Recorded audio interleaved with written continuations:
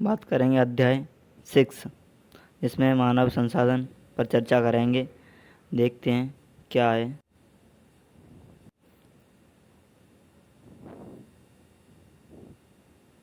लोग ही एक राष्ट्र के सबसे बड़े संसाधन होते हैं। प्रकृति की देन केवल उस समय महत्वपूर्ण होती है जब वह लोगों के लिए उपयोगी होती है।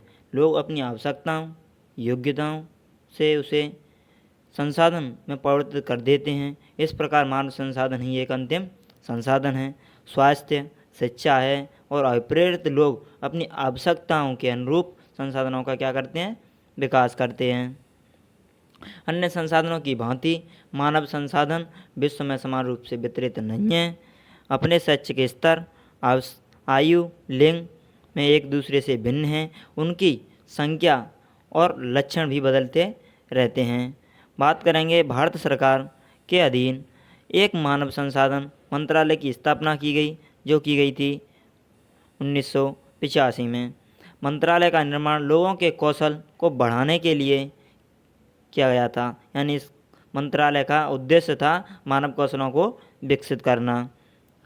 इससे यह प्रदर्शित होता है कि लोग देश के लिए कितने महत्वपूर्ण संसाधन होते हैं। आप जानते हैं कि प्रधानमंत्री कौशल विकास योजना PKVY 2015 में 1 करोड़ भारतीय युवाओं को 2016 से 2020 तक क्या किया था? इन्होंने प्रशिक्षित किया था। इसका उद्देश्य से शुरू किया गया था। इस योजना का उद्देश्य संभाव्य और मौजूदा रोजगार अर्जकों को गुणवत्ता प्रशिक्षण प्रदान करके रोजगार योग्य कौशल की योग्यता को प्रोत्साहित करना इसका मुख्य उद्देश्य। जनसंख्या वितरण बात करेंगे। भूपृष्ठ पर जिस प्रकार लोग फैले हैं उसे जनसंख्या वितरण का प्रतिरूप कहते हैं। जनसंख्या प्रतिरूप की परिभाषा पूछी जाए तो भूपृष्ठ पर जिस प्रकार लोग फैले हैं उसे जनसंख्या वितरण कहते हैं। विश्व की जनसंख्या का 90% से अधिक लोग भूपृष्ठ के लगभग 30% भाग पर निवास करते हैं। विश्व में जनसंख्या का वितरण अत्यंत असमान रूप से है और कुछ क्षेत्र में बहुत घने बसे हुए हैं और कुछ क्षेत्र में विरल बसे हुए हैं, यानी बिखरे हुए। घने का मतलब बहुत नज़दीकी।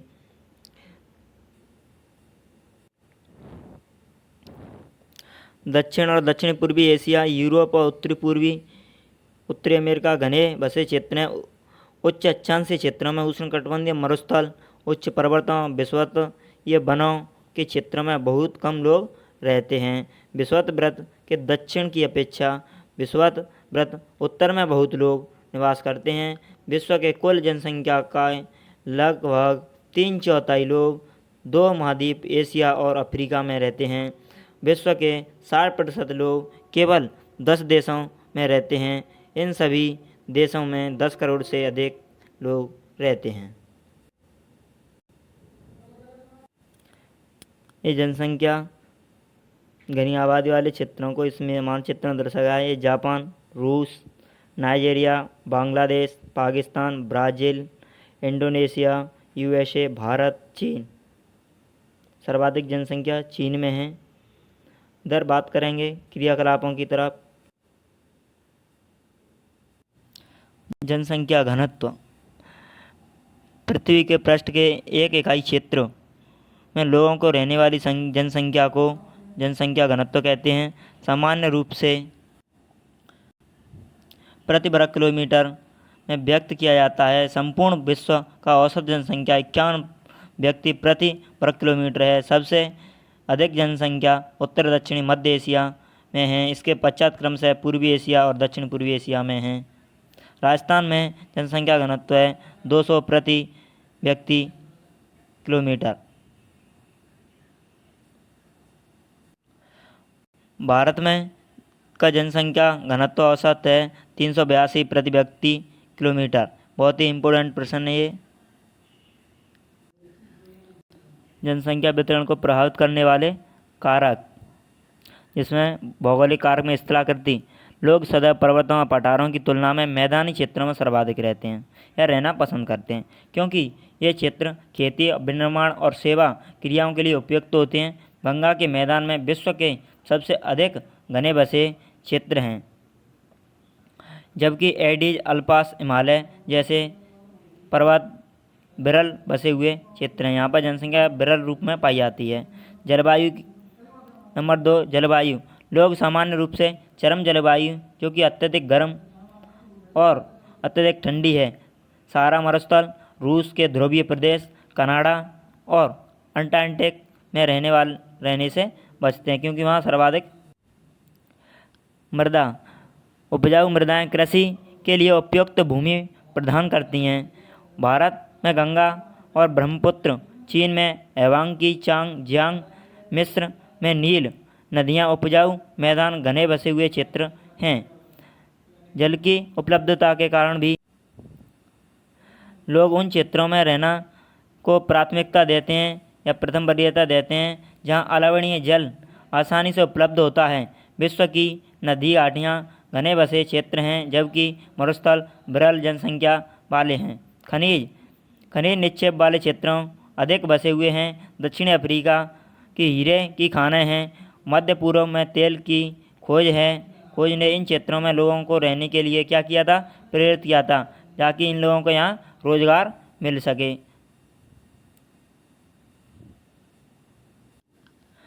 सामाजिक और सांस्कृतिक आर्थिक कारक।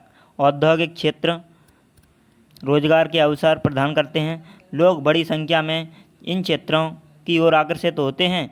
जापान में ओसाका और भारत मुंबई में 2 घने बसे क्षेत्र हैं। सांस्कृतिक कारक। धर्म सांस्कृतिक महत्ता वाले स्थान लोगों को आकर्षित करते हैं। वाराणसी, यरूशलेम और वेटिकन सिटी इसके कुछ उदाहरण हैं। सामाजिक कारक। अच्छे आवास, शिक्षा, स्वास्थ्य सुविधाओं के क्षेत्र अत्यधिक घने बसे हैं। उदाहरण के लिए पुणे। बात करेंगे जीवन प्रत्याशा। यह उन वर्षों की संख्या है जिसमें औसत व्यक्ति जीवित रहने की आशा की जाती थी, यानी उस व्यक्ति कितने समय तक वह व्यक्ति जीवित रह सकता है, वह है जीवन प्रत्याशा अर्थात उम्मीद। बात करें जनसंख्या प्रवर्तन की। जनसंख्या प्रवर्तन एक निश्चित अवधि के दौरान लोगों की संख्या में परिवर्तन से है। विश्व की जनसंख्या स्थिर नहीं रही है, यह कई गुना बढ़ गई है, जैसा चित्र संख्या 3.6.3 में दिखाया गया है। क्यों ऐसा वास्तव में जन्म और मृत्यु की संख्या में परिवर्तन के कारण है। मानव इतिहास की एक लंबी अवधि सन 1800 तक विश्व की जनसंख्या धीरे धीरे बढ़ गई और बड़ी जनसंख्या में बच्चे जन्म लेते हैं, लेकिन शीघ्र ही उनकी मृत्यु भी हो जाती है। ऐसा इसलिए था क्योंकि वहाँ उचित स्वास्थ्य सुविधाएं नहीं थीं, सभी लोगों के लिए पर्याप्त भोजन उपलब्ध नहीं था, किसान सभी लोग की भोजन की आवश्यकताओं को पूरा करने के लिए पर्याप्त उत्पादन में लगे काम नहीं थे। इसके परिणाम स्वरूप जनसंख्या में वृद्धि बहुत कम हुई थी। सन 1804 जनसंख्या 1 अरब हो गई और 150 वर्षों के बाद 1959 में विश्व की जनसंख्या 3 अरब तक पहुंच गई। इस पर जनसंख्या विस्फोट कहते हैं। 1999 में 30 वर्षों की अवधि में कम जनसंख्या दुगनी 6 अरब हो गई। इस वृद्धि का मुख्य कारण था खाद्य आपूर्ति और औषधियों के कारण मृत्यु दर कम होना, जबकि जनसंख्या दर अभी भी बहुत अधिक रही है।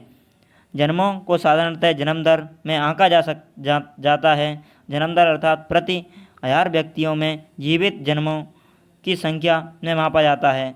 मृत्यु को प्रति 1000 व्यक्तियों पर मृतकों की संख्या में मापा जाता है। किसी विशेष क्षेत्र में लोगों के आने जाने को क्या कहते हैं, प्रवास कहते हैं। कोई व्यक्ति कहीं दूसरे स्थान से आता है या जाता है तो उस आवागमन को कहते हैं हम प्रवास। जन्म और मृत्यु के परिवर्तन प्राकृतिक कारण हैं। एक देश के जन्म दर और मृत्यु दर के बीच के अंतर को हम प्राकृतिक वृद्धि दर कहते हैं। विश्व में जनसंख्या वृद्धि को देख सकते हैं जन्म दर और मृत्यु दर कम हो रही है, जन्म दर अधिक हो रही है। तो जनसंख्या वृद्धि में अधिक हो रही है। जनसंख्या स्तर जन्म दर भी उतनी ही है और मृत्यु दर भी उतनी ही है।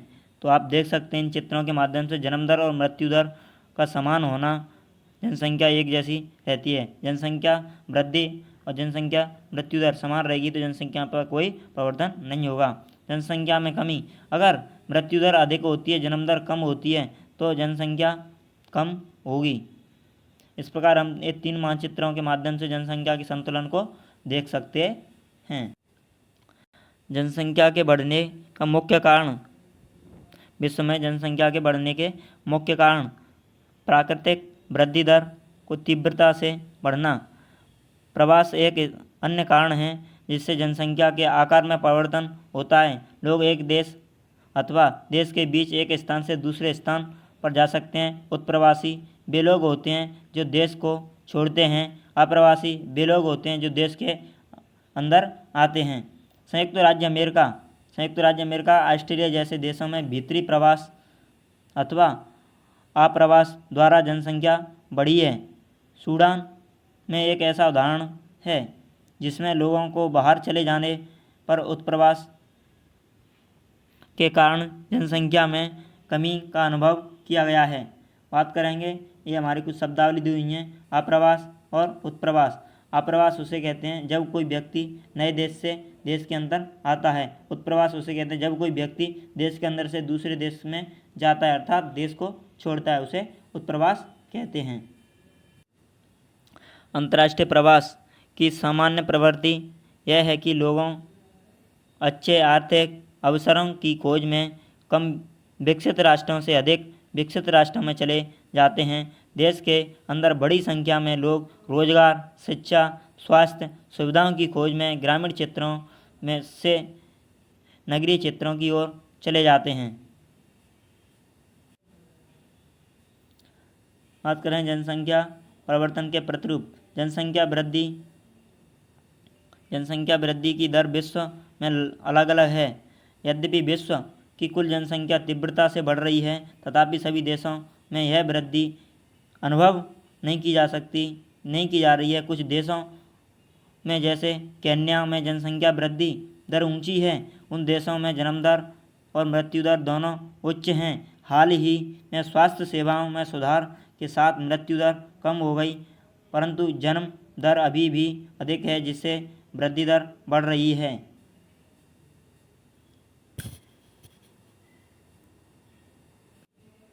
जनसंख्या वृद्धि दर विश्व में अलग अलग। यद्यपि विश्व की कुल जनसंख्या तीव्रता से बढ़ रही है, तथापि देशों में यह वृद्धि अनुभव नहीं की जा रही है कि कुछ देशों में जैसे केन्या में जनसंख्या वृद्धि दर ऊंची है, क्योंकि वहाँ पर मृत्यु दर और जन्म दर उच्च है। हाल ही में स्वास्थ्य सुविधाओं के कारण मृत्यु दर में कमी हुई और जन्म दर में अभी भी अधिक है, जिससे जनसंख्या वृद्धि दर बढ़ रही है। अन्य देशों में जैसे यूनाइटेड किंगडम में जन्म दर और मृत्यु दर के कारण जनसंख्या वृद्धि दर मंद है। देख सकते हैं मानचित्र में प्राकृतिक वृद्धि दर वार्षिक दर में बताया गया है। ये नीला हुआ कलर है, नीला यहाँ पर अति उच्च 3% या 3% से अधिक जनसंख्या वृद्धि दर हो रही है प्रतिवर्ष, और उच्च 2 से 2.9 जनसंख्या वृद्धि दर हो रही है। वो आपका ये रेड वाला ये कलर है, यहाँ है, ये है, और ये आदर्श है 1.19 जो हो रही है ये। इस प्रकार हम इसको जनसंख्या वृद्धि दर के प्रतिशत को उस मानचित्र के माध्यम से भी समझ सकते हैं।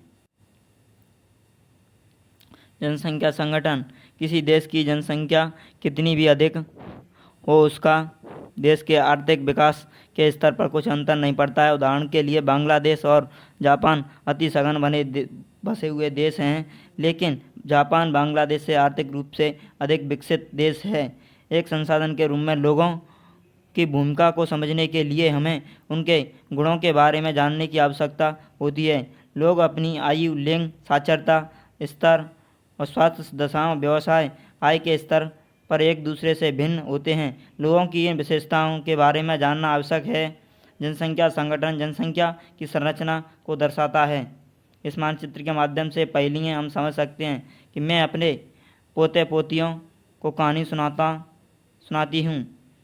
इधर बोलता है मैं सेतु बनाता हूँ, मैं घर की देखभाल करती हूँ, मैं किसान हूँ, मैं कैंसर उपचार की शोध औषधियों के लिए शोध कर रही हूँ, मैं विवाह समारोह में गाता हूँ। यानी ये सभी व्यक्ति अपनी अपनी संसाधन के रूप में अपनी अपनी भूमिका निभा रहे हैं।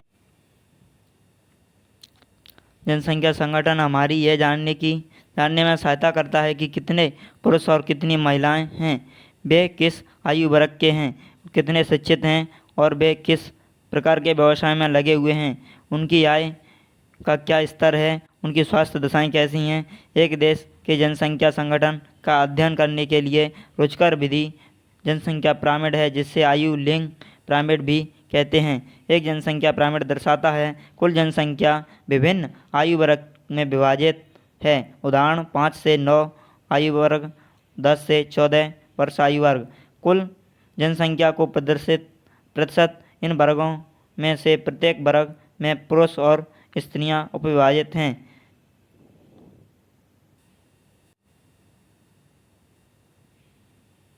इस प्रकार जनसंख्या पिरामिड का आकार विशिष्ट देश में रहने वाले लोगों की कहानी को बताता है। बच्चों की संख्या 15 वर्ष से नीचे वाले निचले भाग में दिखाए गए हैं। आप देख सकते हैं इधर ये स्त्रियों वाला है, ये पुरुषों वाला है। ये आपका आयु वर्ग दिया हुआ है। देखिए यहाँ 15 वर्ष यानी 15 से नीचे के, यानी यहाँ से ये तक ये वर्ग दिया हुआ है, ये वाला सॉरी ये वर्ग। और ये आपका 60 से 64 से नीचे वाला, और यहाँ से ये मध्य का ये वर्ग दिया हुआ है, और ये ऊपर का है। इस प्रकार हम समझ सकते हैं। तो ये चित्र त्रिभुजाकार प्रतीत होने वाला आरेख क्या है, यानी यह एक पिरामिड है। ये जनसंख्या पिरामिड है। ये जवाब पिरामिड में दिखाई गई है जन्म के स्तर को दर्शाती, और ऊपर का आकार वृद्धि लोगों को 65 वर्ष से अधिक आयु वर्ग को दर्शाता है, जो ऊपर मानचित्र दिया गया था। मृतकों की संख्या को भी दर्शाता है। जनसंख्या पिरामिड एक देश में आश्रित लोगों की संख्या को भी बताता है। वह आश्रित लोग 15 वर्ष से कम आयु के और वृद्ध आश्रित लोग 65 वर्ष की आयु के आश्रित आयु जनसंख्या के अंतर्गत आते हैं। यह कार्यरत आयु वर्ग 16 से 65 आयु वर्ग के अंतर्गत आते हैं, आर्थिक रूप से सक्रिय होते हैं। जैसे हम समझ सकते हैं कि यहाँ 15 से कम आयु वर्ग के जो व्यक्ति हैं वो बाल से यानी युवा आश्रित के रूप में आएंगे, और 65 से अधिक के होंगे वो व्यक्ति वृद्ध होंगे। 15 से 65 के लोगों को आर्थिक रूप से सक्रिय कार्य में होना चाहिए। एक देश की जनसंख्या पिरामिड जिसमें जनसंख्या दर और मृत्यु दर दोनों ही नीचे हैं, आधार पर चौड़ा और ऊपर तीव्रता से सकरा हो जाता है। ऐसा इसलिए है कि बहुत से जन्म लेते हैं, लेकिन उनमें से अधिकतर की मृत्यु शैशव काल में ही हो जाती है, यानी जन्म होते ही मृत्यु हो जाती है, और कुछ ही बड़े हो पाते हैं। इसलिए वहाँ वृद्ध लोग बहुत कम हैं। इस स्थिति को केन्या के पिरामिड में दर्शाया गया है। केन्या या देश है जिन देशों में मृत्यु दर विशेष रूप से बहुत छोटे बच्चों में कम हो रही है। आयु युवा वर्ग का पिरामिड चौड़ा है क्योंकि शिशु प्रौढ़ावस्था तक जीवित रहते हैं। यह भारत पिरामिड को दृष्टिगोचर करता है, यानी भारत में ऐसी स्थिति देखने को मिलती है। इस प्रकार जनसंख्या में युवा सापेक्ष अधिक है। इसका अर्थ मजबूत और वर्तमान बढ़ती हुई श्रम शक्ति है। वर्तमान में बढ़ती हुई श्रम शक्ति। ये भारत का पिरामिड था वाल। अब देखेंगे कम जनसंख्या या कम जन्म दर वाले जापान जैसे देशों के आधार पर पिरामिड सकरा है। देख सकते हैं आप इस पिरामिड को। घटी मृत्यु दर के कारण अधिक लोग वृद्ध आयु तक पहुंच जाते हैं। कुशल, उत्साही, आशावादी, सकारात्मक दृष्टिकोण जैसे युवा जन किसी राष्ट्र के भविष्य होते हैं। हम भारतवासी भाग्यशाली हैं कि हमारे पास ऐसा संसाधन है। उन्हें योग्य एवं उत्पाद बनाने के लिए एक कुशल बनने और बनाने अवसर प्रदान करने के लिए आवश्यक ही शिक्षित होना चाहिए हमें, अर्थात साक्षरता की ओर ध्यान देना चाहिए।